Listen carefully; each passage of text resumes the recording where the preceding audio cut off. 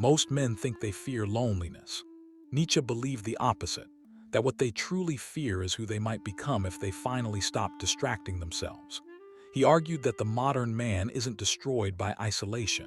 He's destroyed by his terror of facing himself without noise, without validation, without the comforting illusions that keep him dull and obedient. And because of this fear, most men will never rise above the level of mediocrity the world quietly assigns to them. For Nietzsche, solitude wasn't an escape. It was an initiation, a brutal purification, a severing from the expectations that society whispers into a man's ears from the moment he is born. He claimed that every great man, every creator, every innovator, every leader had to walk through a period of radical aloneness, a period where he becomes almost unrecognizable to the world he came from. Because greatness does not grow in the crowd. Transformation does not happen under the gaze of others. No man becomes extraordinary while still begging for company. Nietzsche's forbidden truth is simple. A man who cannot be alone is a man who cannot be free. And every system around you benefits from this weakness. Your job, your relationship, your society, even your own habits. They all tighten their grip when you fear solitude. They keep you tame, predictable, safe. But Nietzsche did not want you safe. He wanted you dangerous, in the way only a self-mastered man can be. Today, we're going to explore why Nietzsche considered solitude the birthplace of greatness, why every powerful man in history went through it, and why avoiding it may be the very thing that's keeping you small. Friedrich Nietzsche lived a life that most people today would consider unbearable. His ideas were volcanic, unsettling, often misunderstood, but what truly shaped him was not the fire of his philosophy, but the silence that surrounded it. He spent most of his years alone, wandering through mountains, living in rented rooms, writing from the edges of society. He wasn't a celebrated genius during his lifetime. He wasn't surrounded by admirers or welcomed by institutions. Instead, he lived in the kind of solitude that most men today run from with every distraction they can find. But solitude, for Nietzsche, wasn't a curse. It was the environment where truth could breathe. From a young age, he felt the weight of being different, sensitive, intense, fiercely intelligent. He questioned authority, religion, morality, everything that gave people comfort. And because of this, he experienced rejection, misunderstanding, and betrayal. Even his closest friendships fractured under the pressure of his uncompromising honesty. He discovered early that the price of thinking independently was isolation. The moment you refuse to think like the crowd turns its back on you. Nietzsche's illnesses only deepened this separation. His migraines, his failing vision, the physical suffering that followed him, all of it pushed him further inward. Yet instead of collapsing under this isolation, he used it. He treated solitude as a forge, a furnace in which weaker parts of himself could be burned away. While others drowned their anxieties in society's noise, Nietzsche went the opposite direction. He confronted life in its raw, unprocessed form. And that is what makes him dangerous today. Nietzsche doesn't give you comforting wisdom. He gives you the kind that strips you bare. He asks questions like, who are you when no one is watching? Who are you without approval? Who are you when you're forced to rely on your own mind, your own strength, your own will?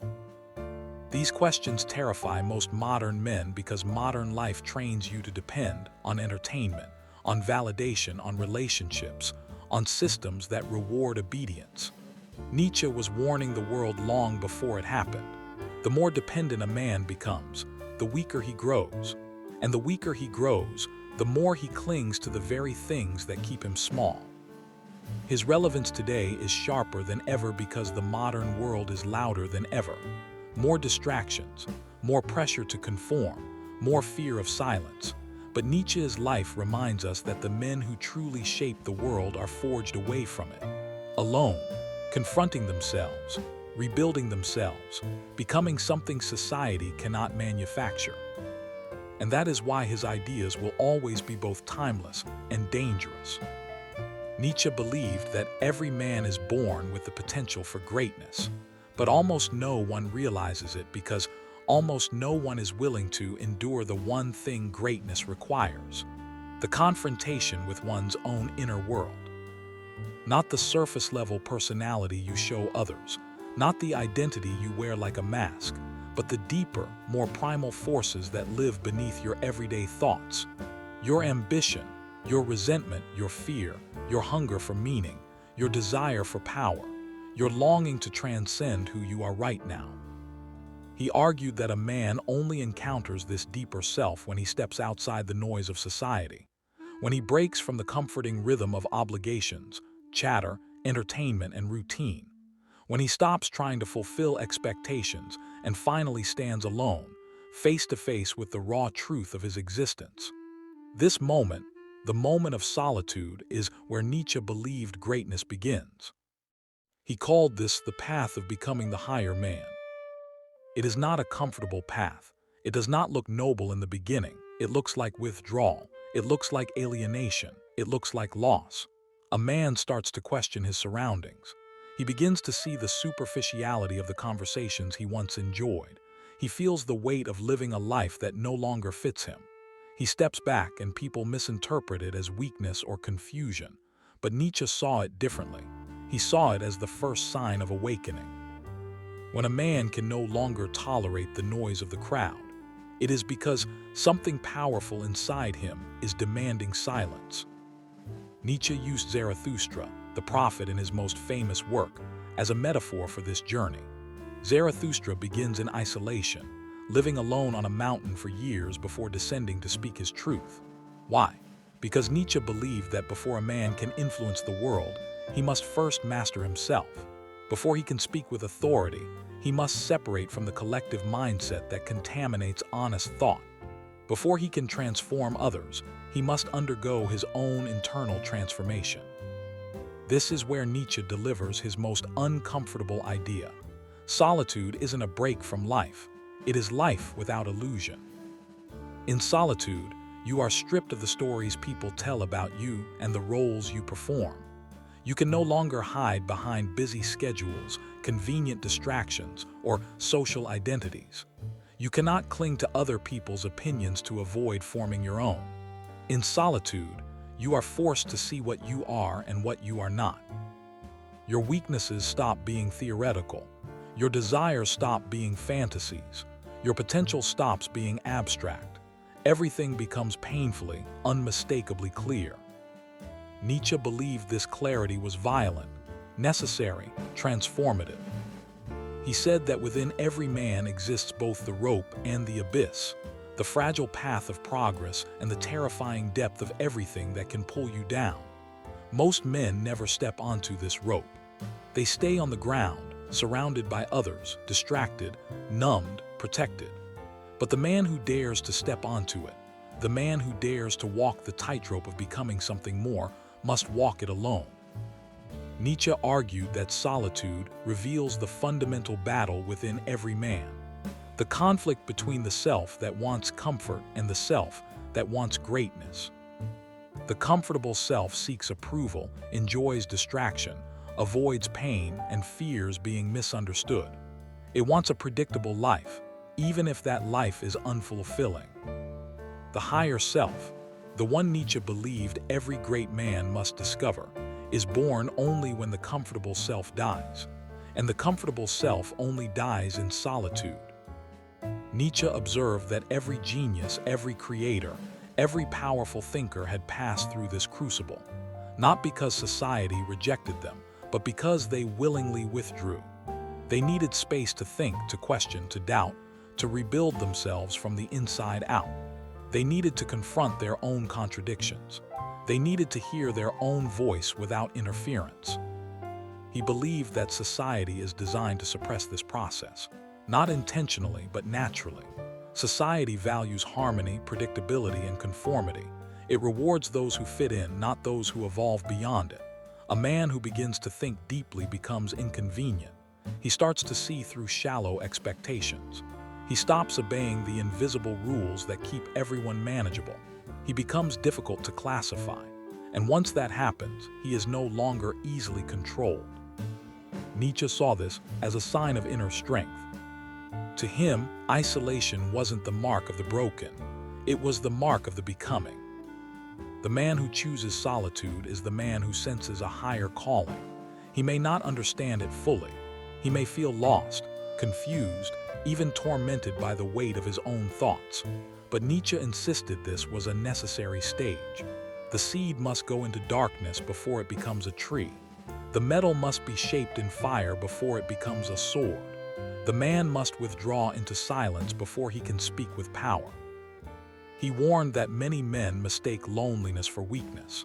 But loneliness, he said, is merely the discomfort of shedding an old identity, the pain of dismantling who you once were, the confusion of stepping into a version of yourself that has not yet formed.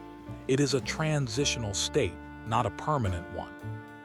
And that is why Nietzsche admired the solitary thinker, not because he enjoyed suffering, but because he understood it as a sign that a man is crossing the threshold from the ordinary to the extraordinary. The suffering of solitude is proof that you are no longer satisfied with the life that once felt comfortable. Nietzsche believed that when a man learns to be alone, he becomes dangerous because he is no longer shaped by external forces. He becomes his own authority, his own standard, his own source of meaning.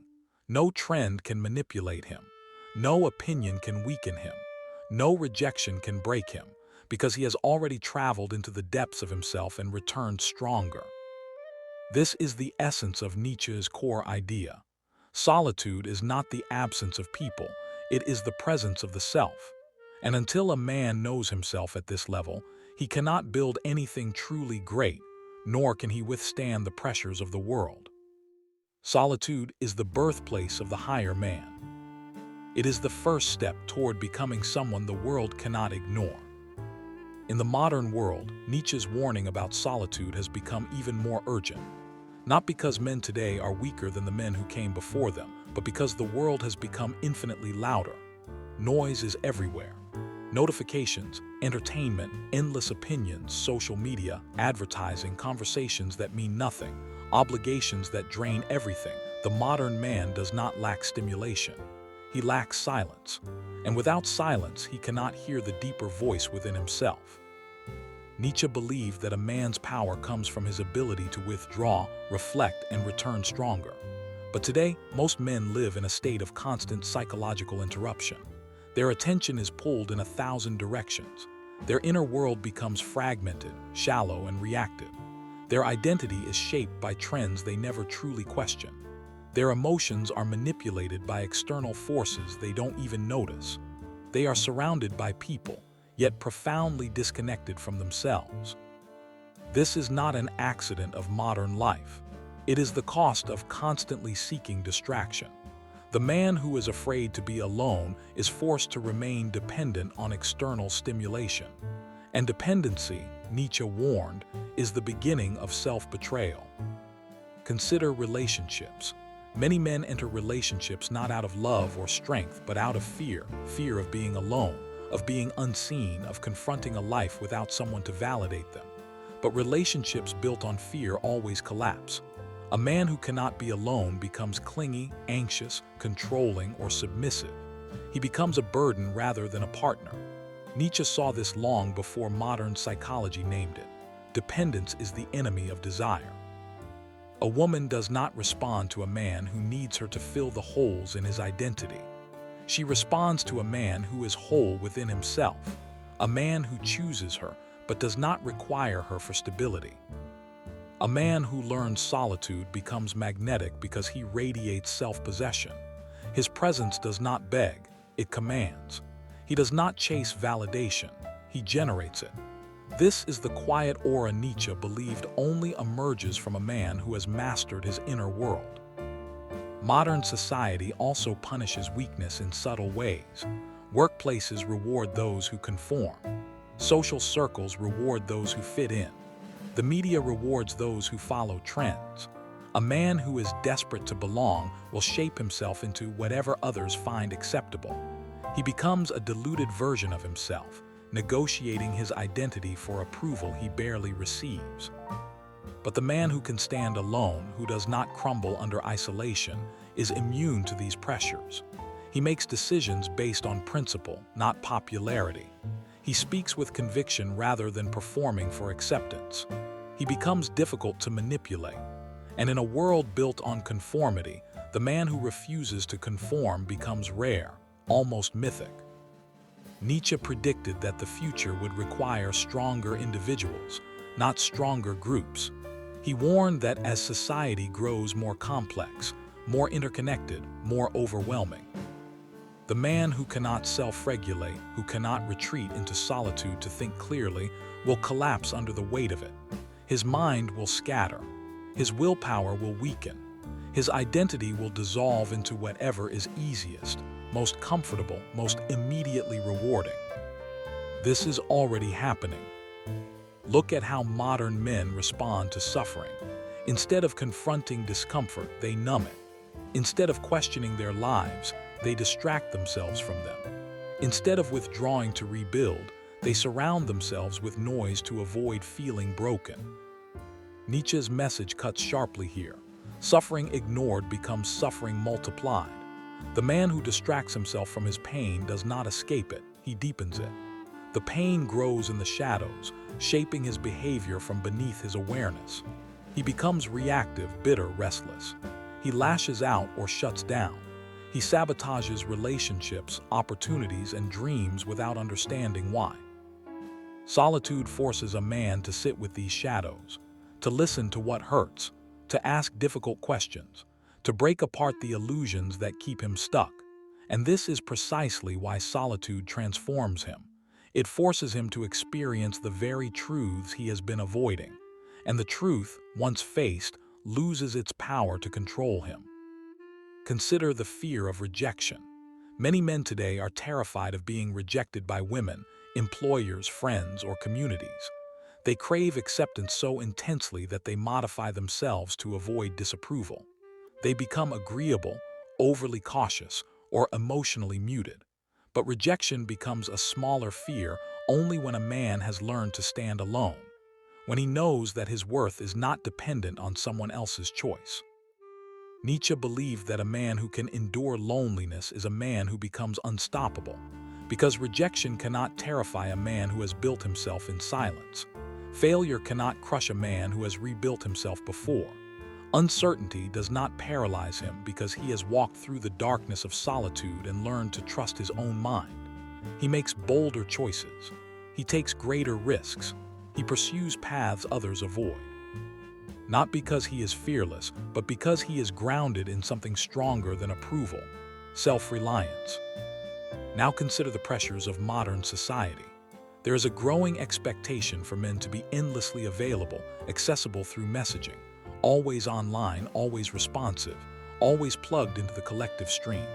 But Nietzsche believed that constant availability dilutes a man's inner power.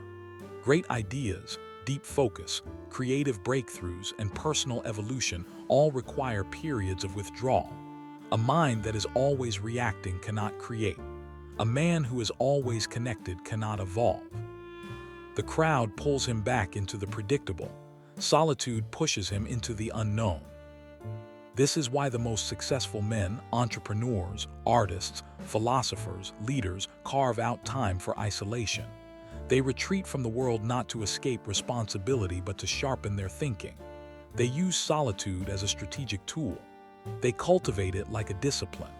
Nietzsche saw this pattern in every great figure of history. Solitude was never an accident of their lives. It was a requirement of their development. And this brings us to personal growth. Modern self-improvement often focuses on habits, productivity, and physical transformation. But Nietzsche would argue that the foundation of a powerful man is not his routines, but his inner sovereignty, the ability to regulate his own thoughts, the courage to examine his own emotions, the willingness to confront the parts of himself he despises. And none of this can be done in the constant presence of others. Solitude is where a man learns emotional discipline. He becomes aware of how easily he is influenced. He sees the patterns that shape his decisions. He realizes what he actually wants, not what others expect him to want. He confronts the behaviors that keep him stuck. He identifies the fears that have governed him. He clarifies the dreams he abandoned. He discovers the version of himself he is supposed to become. Without solitude, a man remains a stranger to himself. He becomes a collection of external pressures rather than an internally created force. This is Nietzsche's modern warning. A man who avoids solitude will spend his life serving the values of others. He will never ask who he could have been if he had listened to himself. But the man who chooses solitude, who accepts the discomfort, the silence, the uncertainty, becomes the architect of his own destiny. He becomes self-directed instead of socially manufactured. He becomes internally fueled instead of externally powered. And this shift changes everything. How he loves, how he works, how he thinks, how he fights, how he leads. Nietzsche believed that solitude is not merely a tool for self-discovery. It is the birthplace of power. Not the loud, aggressive kind. The deep, unshakable kind. The power of a man who knows who he is because he has had the courage to face himself. If Nietzsche were alive today, he wouldn't give you a checklist, a morning routine, or a productivity system. He would give you something far more dangerous, principles that cut through illusion, rules that do not flatter you but confront you, warnings that demand you rise above the level of the average man, teachings that do not comfort the weak parts of you but challenge the strongest parts to emerge. These lessons are not soft, they are not polite, and they are not optional. They are the laws of becoming a higher man, the kind Nietzsche believed could stand alone in a world designed to break independent spirits. A man who cannot be alone cannot be free. Nietzsche would tell you this without hesitation. Freedom is not the ability to do whatever you want. It is the ability to think without interference, to act without fear of disapproval, to choose without dependency. If your identity collapses the moment someone leaves, rejects you, or disagrees with you, then you are never standing on your own foundation. Solitude forces you to build that foundation brick by brick. Strength comes from silence, not noise. The world rewards loudness, constant communication, endless sharing, constant validation. But Nietzsche believed real power lives where the crowd cannot see, in your private discipline, in your unshared struggles, in your unseen training, in the private battles no one applauds. Noise dilutes you. Silence sharpens you. Do not depend on others for your inner stability. Relationships can elevate you, but they cannot build your core. If your emotional world collapses when someone withdraws, the problem is not them, it is your dependency. Nietzsche saw dependence as the root of suffering, not because relationships are bad, but because clinging is always a form of self-abandonment. A man who builds his peace in solitude carries it wherever he goes. A man who cannot confront himself will eventually be destroyed by himself. This is one of Nietzsche's harshest warnings. The emotions you avoid become weapons turned inward. The patterns you refuse to question anchor you to mediocrity. The insecurities you bury become the chains around your progress. Solitude forces a confrontation, not as punishment, but as liberation. What you face no longer controls you. Do not measure yourself by the crowd's standards. Nietzsche believed that society rewards conformity, not individuality. The more you try to be acceptable, the more you shrink. The more you try to fit in, the more you disappear. Solitude gives you a vantage point above the crowd, a place to question inherited values, false beliefs, and the invisible rules that shape ordinary lives. Only then can you decide what truly matters to you.